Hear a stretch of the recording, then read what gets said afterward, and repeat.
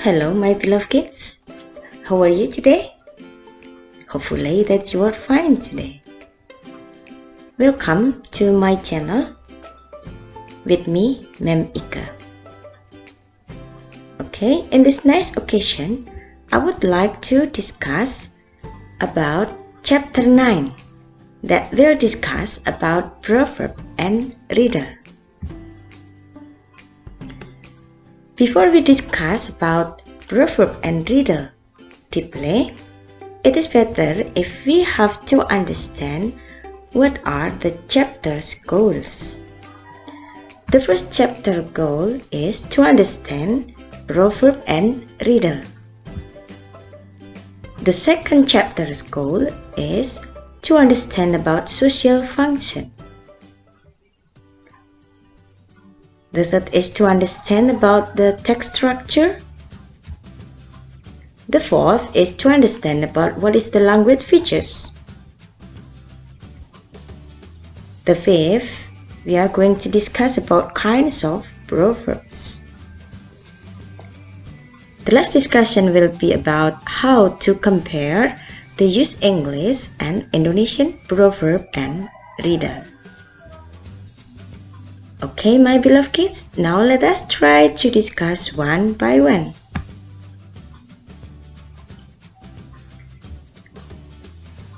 Yeah, okay. What do you know about proverb? What is proverb?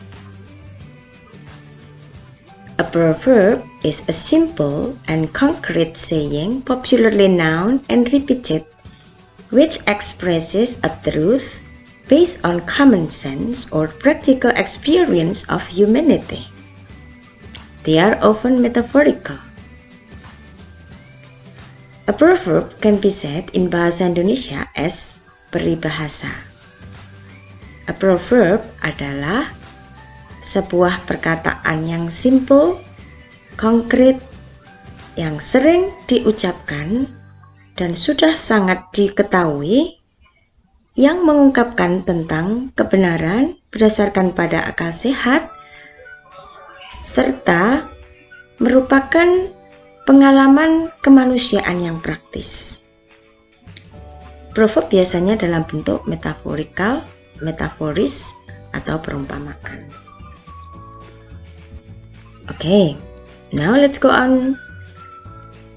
What is riddle? Riddle is a statement or question or phrase having a double or veiled meaning, put forth as a puzzle to be solved. A riddle in bahasa Indonesia we usually say as teka-teki. A riddle adalah sebuah pernyataan atau pertanyaan atau frase yang mempunyai makna ganda. Biasanya disajikan dalam bentuk teka-teki yang harus diselesaikan.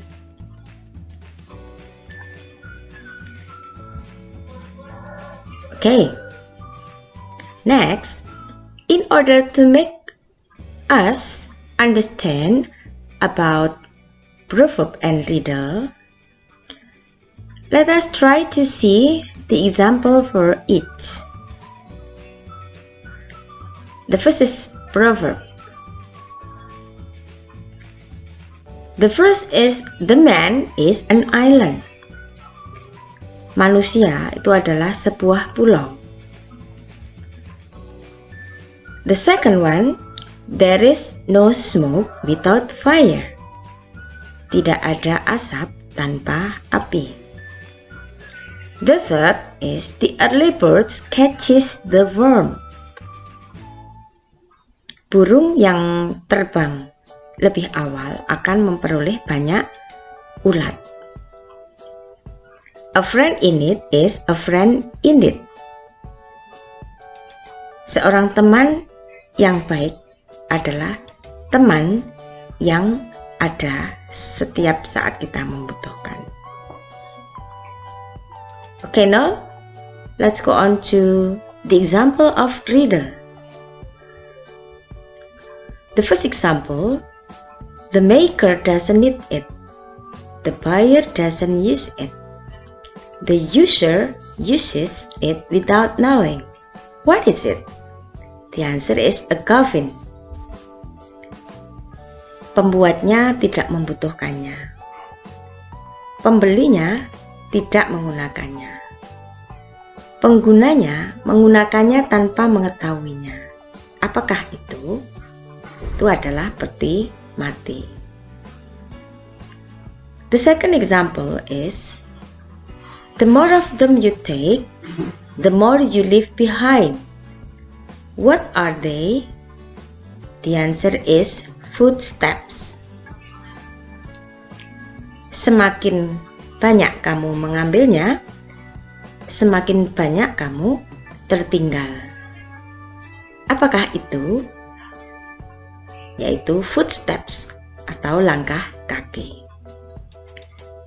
Okay, the next example. What flies without wings? The answer is time.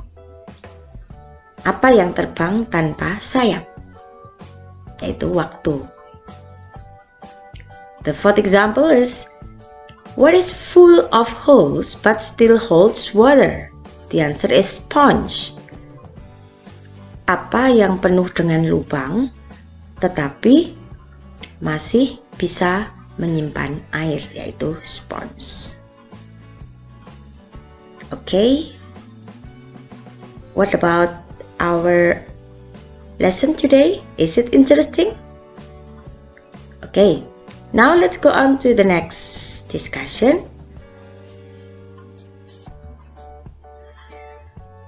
Yeah, what is the social function of proverbs? Proverbs have a function to teach, enlighten, and persuade people.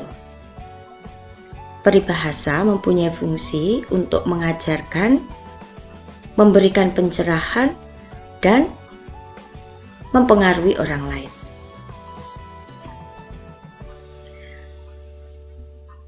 Proverbs can be used to teach people, give them some advices, help in difficult situations, show people what the most important things in life, and show the proper way in life. Proverb atau peribahasa bisa digunakan untuk mengajari orang, memberikan orang lain beberapa nasihat, membantu seseorang ketika dalam situasi yang sulit, menunjukkan kepada orang apa yang paling penting di dalam hidup ini, dan juga bisa digunakan untuk menunjukkan cara hidup yang tepat atau yang baik ya di dalam kehidupan ini.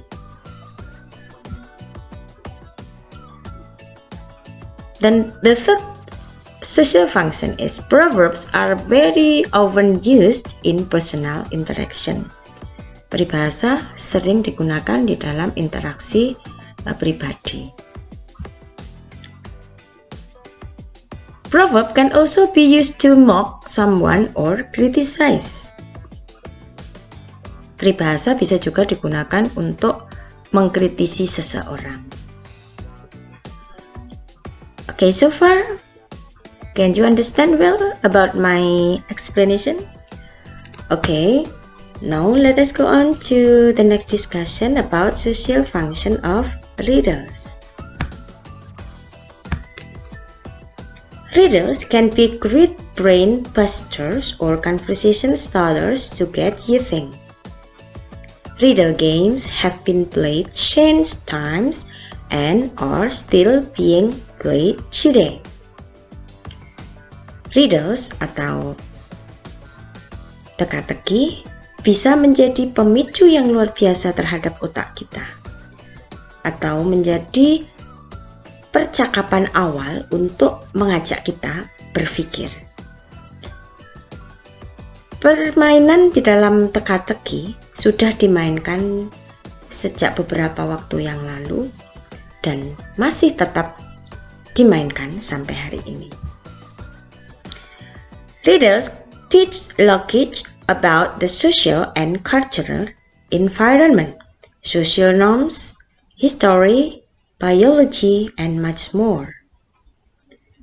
Teka-teki bisa mengajarkan kepada kita tentang sesuatu yang logis, tentang lingkungan sosial dan lingkungan budaya, norma-norma sosial, sejarah, biologi, dan masih banyak lagi.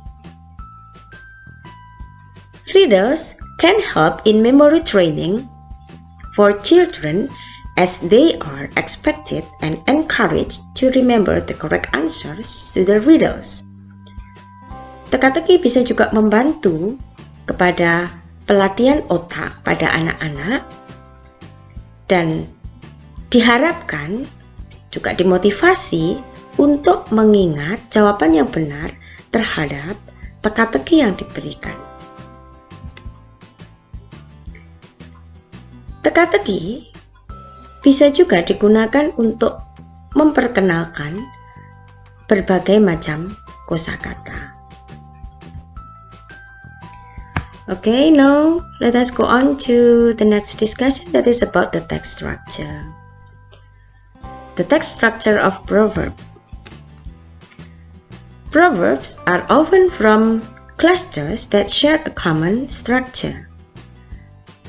The first is opposite parallel, similar parallel, single statement, statement with an explanation, comparison, descriptive list, use of clause or instruction.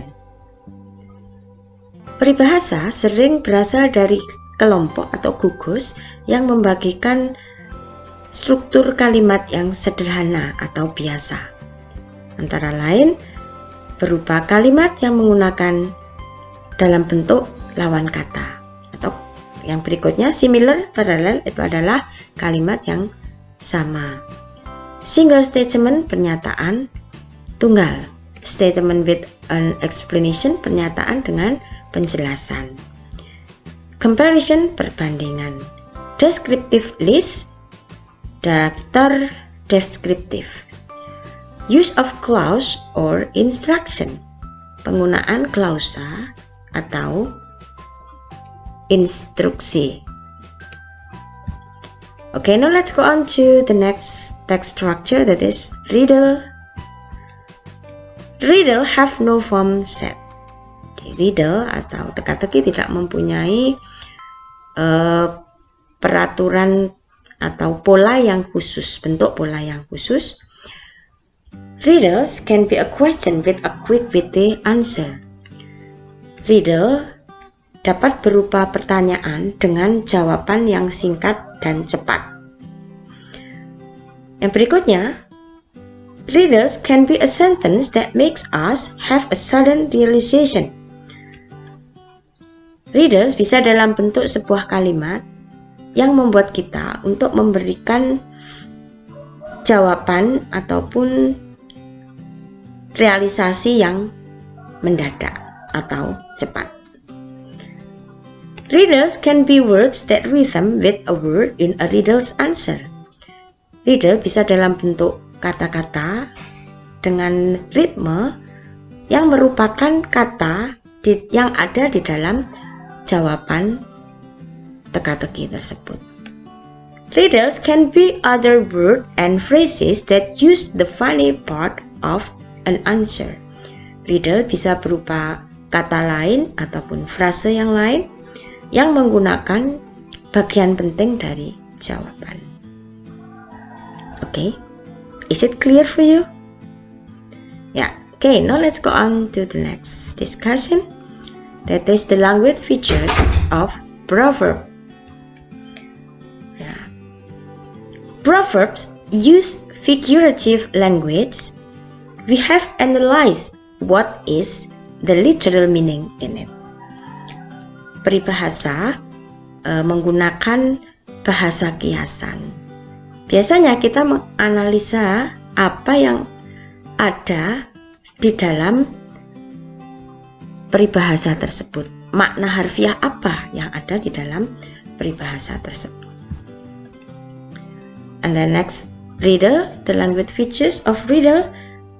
A riddle is a verbal puzzle, an enigmatic statement, description, or question posed by one person to another or to a group who have to guess the answer.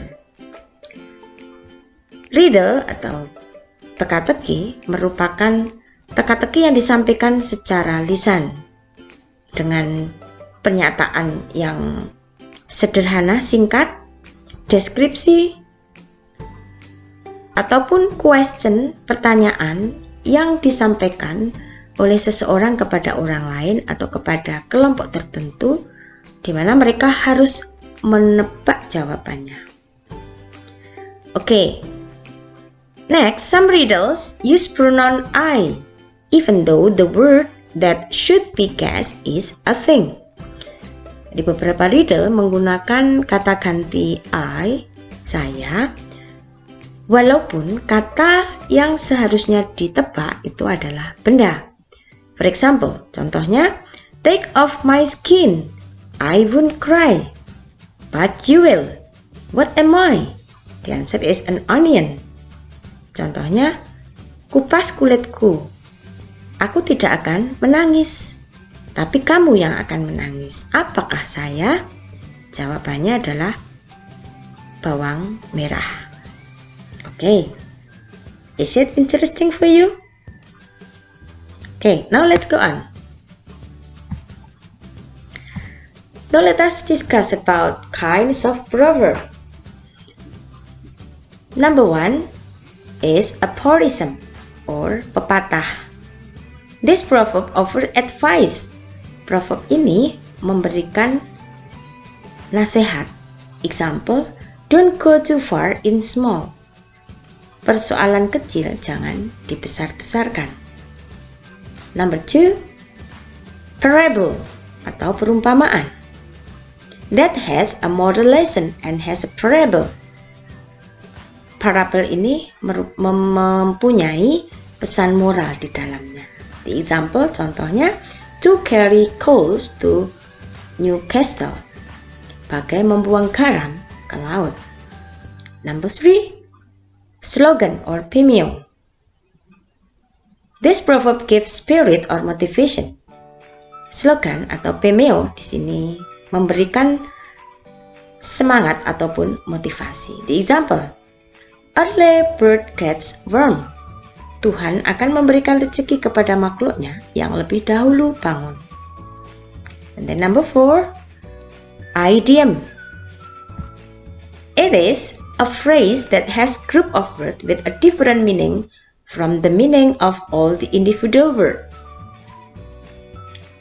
Idiom ini adalah merupakan frase yang mempunyai kelompok kata dengan arti yang atau makna yang berbeda dari makna yang dimiliki dari setiap kata. Ya, the example is don't mention it.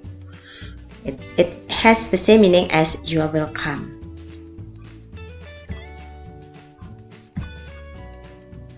Now let us try to compare the use English and Indonesian proverb and riddle.